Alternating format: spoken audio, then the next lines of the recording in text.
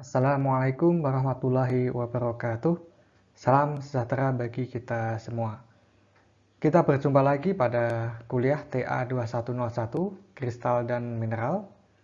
Pada kesempatan ini kita akan melanjutkan materi tentang indeks Miller pada sistem kristal dengan 3 sumbu kristalografis. Pertama, kita definisikan terlebih dahulu tentang indeks Miller. Indeks Miller atau dalam bahasa Inggrisnya adalah Miller Indices, ditemukan oleh W.H. Miller pada tahun 1839, yaitu adalah sebuah notasi yang digunakan untuk menjelaskan posisi bidang pada suatu kristal. Dalam hal ini digunakan kombinasi angka yang diturunkan dari penyederhanaan panjang sumbu kristalografisnya. Dan digunakan 3 buah bilangan integer, yaitu adalah H, K, dan L untuk menyebut bidang-bidang tersebut dan ditulis dalam tanda kurung. Untuk sementara kita simpan dulu definisi indeks Miller dan notasi HKL ini.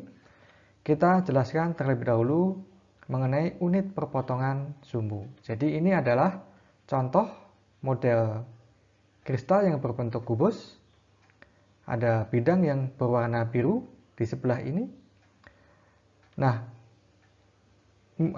bidang yang berwarna biru ini memotong sumbu A sepanjang satu satuan, yaitu dari pusat kristal sampai ke sini. Ini satu satuan A. Kemudian terhadap sumbu B ternyata tidak berpotongan, sehingga kita tulis di sini unit perpotongannya tidak terhingga. Dengan C juga tidak berpotongan karena sejajar, sehingga terhadap sumbu C kita tulis tidak berpotongan atau tidak terhingga seperti ini. Kemudian bidang yang berwarna biru ini bisa berulang ke arah ini. Secara sejajar bisa berulang ke arah ini. Seperti yang terlihat di sini, bidang yang berwarna hijau. Ternyata dari pusat kristal sampai ke ini jaraknya adalah 2 satuan sumbu A. B dengan B tidak terhingga, sedangkan dengan C tidak terhingga. Kemudian yang berwarna oranye, panjangnya ternyata dari pusat kristal sampai ke sini adalah 3 satuan sumbu A, sehingga kita tulis 3A, sedangkan terhadap sumbu B dan C masing-masing adalah tidak terhingga. Jadi ini masih bicara unit perpotongan sumbu, kita belum bicara tentang indeks Miller dengan notasi HKL. Nah, kemudian untuk lebih memperjelas apa itu indeks Miller, kita langsung saja pada contoh penentuan indeks Miller. Jadi ini adalah sebuah model kristal dengan kondisi seperti ini, sehingga ini kita klasifikasikan sistem isometrik yang berbentuk kubus. Dari pusat kristal sampai ke sini, ini adalah satu satuan A, dari sini ke sini adalah satu satuan B, dari sini ke sini adalah satu satuan C untuk model kristal ini. Kemudian pada bagian atas ini kita beri warna abu-abu seperti ini. Kita akan menentukan indeks Miller untuk bidang yang di atas ini. Nah, pertama kita harus hitung terlebih dahulu unit perpotongannya. Terhadap sumbu A tidak berpotongan karena sejajar, sehingga kita tulis tidak terhingga. Dengan sumbu B juga demikian, tidak terhingga karena sejajar. Sedangkan terhadap sumbu C, bidang ini berpotongan sejauh satu satuan C, sehingga kita tulis 1. Nah, kemudian indeks Miller pada dasarnya merupakan perbandingan resiprokal perpotongan bidang-bidang tersebut pada sumbu kristalografisnya, sehingga kita harus menghitung nilai resiprokalnya. Maksudnya kita hitung kebalikan dari perpotongan bidang tersebut pada sumbu kristalografis. Jadi untuk terhadap sumbu A, ya, karena tadi tidak terhingga, sehingga resiprokalnya adalah 1 per tidak terhingga. Ini kita sebut 0. Hasilnya adalah 0. Demikian juga dengan yang B. 1 per tidak terhingga, hasilnya adalah 0. Kemudian untuk yang C, resiprokalnya adalah 1 dibagi 1 sama dengan 1. Sehingga indeks Miller-nya adalah 001 dan harus ditulis dalam notasi HKL dan diberi tanda kurung seperti ini, 001. Jadi ini adalah indeks Miller untuk bidang yang atas ini. Kemudian contoh yang lain, ini masih pada model kristal yang serupa dengan yang sebelumnya. Hanya saja pada bagian pojok ini, pada bagian sudutnya, kita pangkas, kita potong dari atas ke bawah secara lurus seperti itu, sehingga akan terbentuk bidang baru yang diberi warna abu-abu yang gelap ini. Jadi Anda lihat yang warnanya abu-abu gelap, ini adalah bidang kristal yang berada di sudut bagian ini. Nah, kita akan menentukan indeks Miller untuk bidang yang diberi warna abu-abu gelap ini.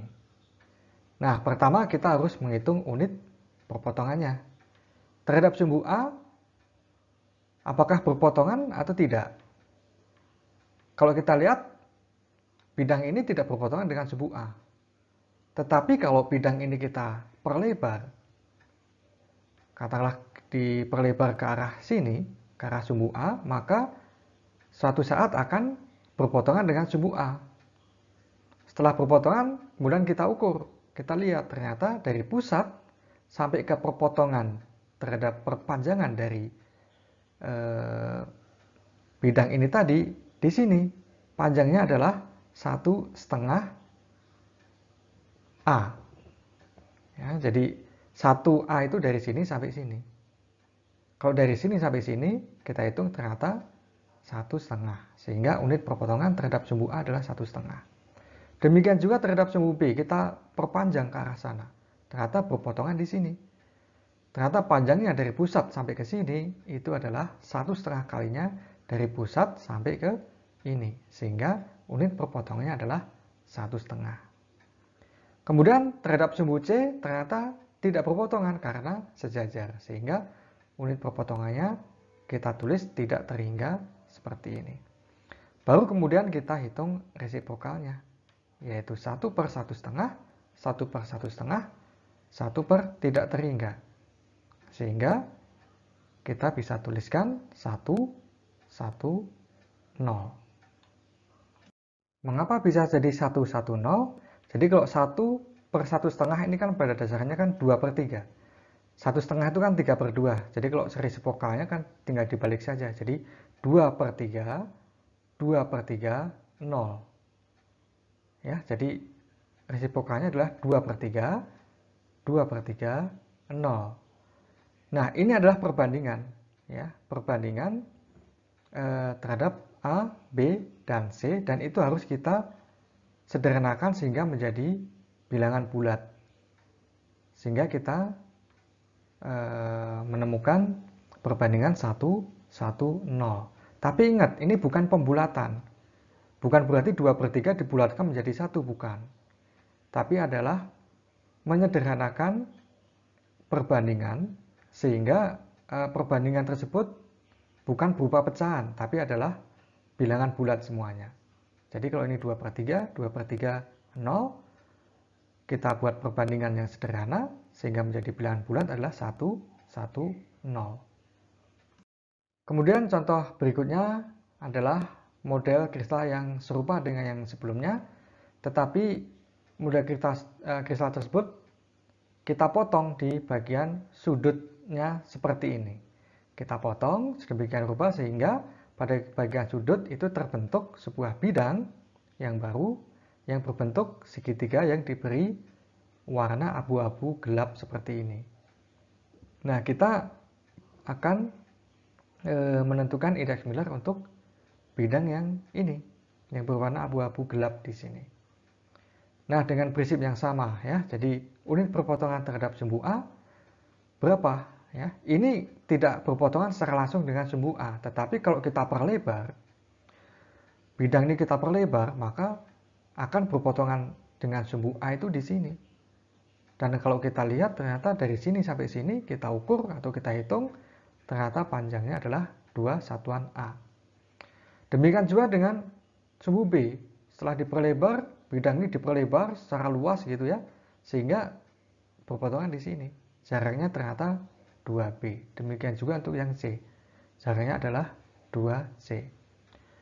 Anda jangan terkecoh dengan bentuk segitiga ini. Ini bukan bentuk segitiga. Yang Anda lihat itu bidang ini. Bidang nyatanya adalah ini. Jadi yang segitiga ini pada dasarnya merupakan perpanjangan dari bidang ini, diperlebar gitu ya, diperlebar secara tidak terhingga. Suatu saat akan berpotongan sumbu A itu di sini, sumbu B di sini, sumbu C di sini. Ini hanya menghubungkan perpotongan-perpotongannya saja. Jadi jangan bingung, ini kok segitiganya jadi terbalik. Ini bukan segitiga, ini hanya menunjukkan perpotongan dengan sumbu A, B, dan C saja. Ya, jadi ini perpotongannya 2, 2, dan 2, sehingga resiprokalnya adalah 1/2, 1/2, 1/2. Kita bulatkan, istilahnya bukan dibulatkan ya, kita sederhanakan perbandingan ini sehingga diperoleh perbandingan dengan angka yang bulat atau angka integer 1, 1, 1. Sehingga indeks Miller untuk bidang ini adalah 1, 1, 1 dalam tanda kurung seperti itu. Kemudian contoh yang berikutnya untuk penentuan indeks Miller adalah pada sistem kristal yang berbentuk balok seperti ini, yang termasuk pada sistem kristal ortorombik. Serupa dengan slide sebelumnya, jadi ini kita potong sedemikian rupa sehingga terdapat bidang kecil yang berbentuk segitiga seperti ini. Kita akan menentukan indeks Miller untuk bidang yang berwarna abu-abu tua di sini. Prinsipnya sama, jadi ini diperlebar sehingga berpotongan dengan sumbu A, B, dan C. Dengan sumbu A kita lihat ternyata berpotongan di sini. Dan kalau kita ukur, satu satuan A adalah dari sampai sini. Dari sini ke sini ternyata setelah kita ukur atau kita hitung, jaraknya adalah 2A. Sehingga unit perpotongannya adalah 2. Kemudian terhadap sumbu B ternyata berpotongan di sini. Panjangnya kalau kita ukur dari pusat kristal, dari sini ke sini, ternyata panjangnya adalah 2 satuan B. Sehingga kita tulis 2 seperti ini. Walaupun sebenarnya kalau diukur secara absolut, dari sini sampai ke sini, ini adalah lebih panjang daripada dari sini sampai sini. Tetapi ini tetap kita hitung 2 dan 2. Karena ini menyatakan 2 kali satuan. Ya. Ini 2 kali satuan A, dan ini adalah 2 kali satuan B. Jadi jangan dibuat bingung ya. Jadi ini satuan, dalam satuan, bukan dalam jarak yang absolut. Dengan sumbu C sama, ternyata setelah kita ukur dari sini sampai sini, unit perpotongannya adalah 2 kali sumbu C dari sini sampai sini ya, 2 kalinya. Sehingga resiprokalnya adalah setengah, setengah, dan setengah. Dan indeks Miller yang kita peroleh adalah 1, 1, 1 dalam tanda kurung. Kemudian kita membahas bidang parameter. Jadi bidang parameter ini dijadikan acuan untuk menentukan satuan panjang 1A, 1B, dan 1C. Yaitu adalah bidang terbesar atau form yang paling dominan yang terdapat pada model kristal tersebut. Jadi ini adalah sebuah model kristal dengan sistem ortorombik. Di sini terdapat 2 form, 2 dipiramida, yaitu yang pertama adalah dipiramida yang besar. Jadi ini dipiramida ada 4 bidang yang di atas dan 4 bidang yang di bawah.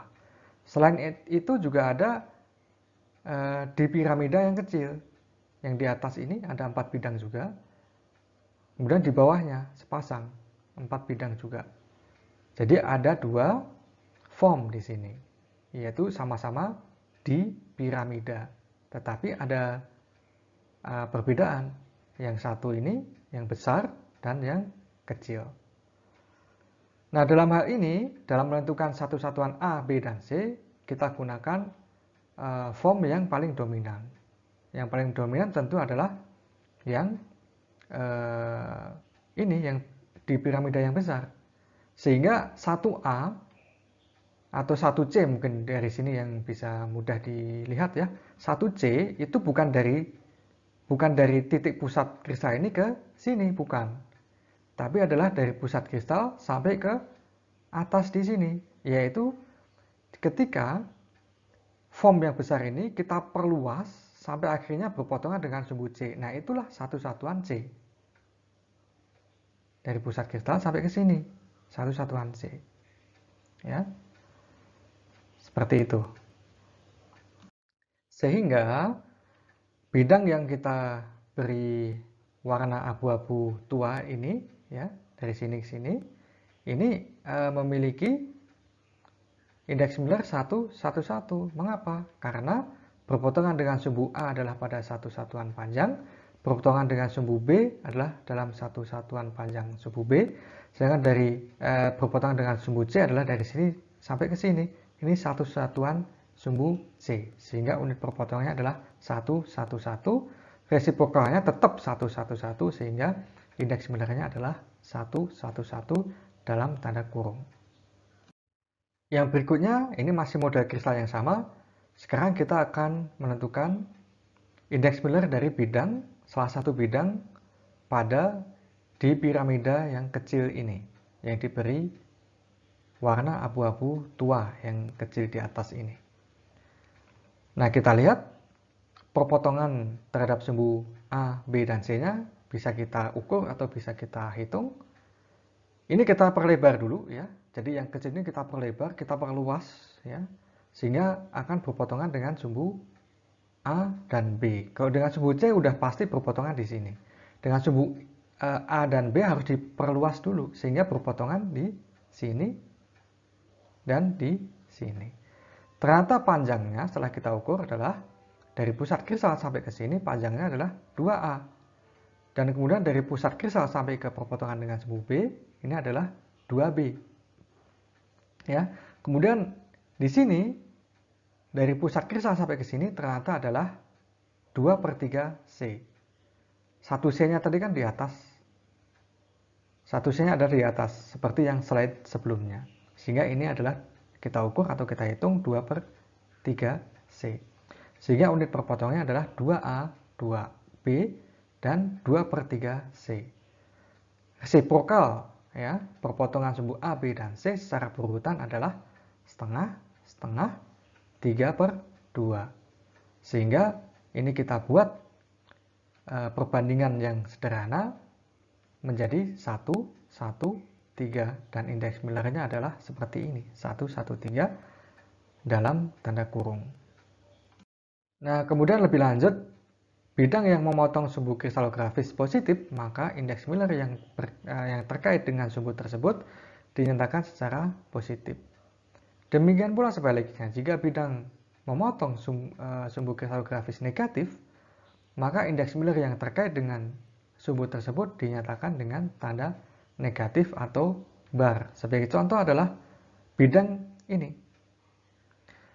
Bidang yang di sini akan memotong sumbu A itu di positif, ya, kemudian sumbu B-nya negatif, sedangkan di sumbu C-nya positif, sehingga indeks Miller-nya akan menjadi 1 negatif ditulis dalam 1 bar seperti ini, dan 1. Demikian juga apabila terdapat bidang serupa yang terdapat di ujung pojok sana, di dalam sana, serupa dengan ini tapi posisinya adalah di sini, akan berpotongan dengan sumbu A negatif, sumbu B negatif, dan sumbu C negatif. Sehingga indeks Miller-nya akan menjadi 1 bar, 1 bar, 1 bar. Demikian juga apabila di sini ada bidang yang lain. Nah, untuk mereview, jadi bidang kubus ini, ya, di model kita kubus ini ada bidang yang di depan ini. Ya, ini berarti setelah kita belajar sekilas ya, ini indeks Miller-nya adalah 1, 0, 0. Kemudian yang di belakang sana, yang ini dari sini, sini, sini. Nah, ini indeks Miller-nya berarti adalah 1 negatif atau 1 bar, kemudian 0, 0. Kemudian yang di sisi sebelah kanan berarti indeks Millernya adalah 0, 1, 0. Sedangkan yang di samping kiri ini adalah 0, 1 bar, 0. Kemudian yang di atas, ini sudah kita lihat tadi di awal ya. Ini indeks Millernya adalah 0, 0, 1. Yang di bawah berarti adalah 0, 0, 1 bar. Baik, sampai di situ materi untuk indeks Miller khusus pada sistem kristal yang memiliki 3 sumbu kristalografis. Pada segmen yang kedua nanti kita akan membahas indeks Miller untuk sistem kristal yang memiliki 4 sumbu kristalografis. Assalamualaikum warahmatullahi wabarakatuh.